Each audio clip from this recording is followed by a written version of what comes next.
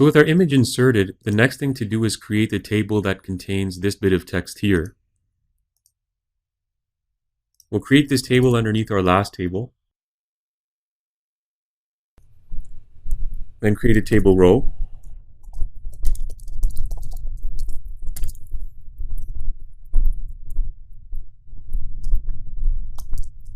Now create a table column.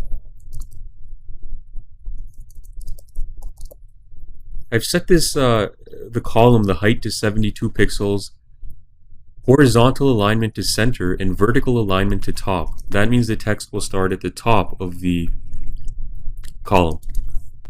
Now we'll create a nested table inside the column, and a table row.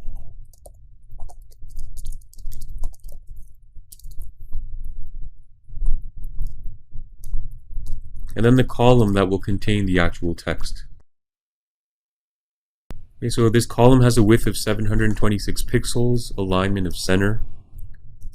We've attached a font attribute to style the text, and that's it. Just close the font tag and also close the column and refresh the page.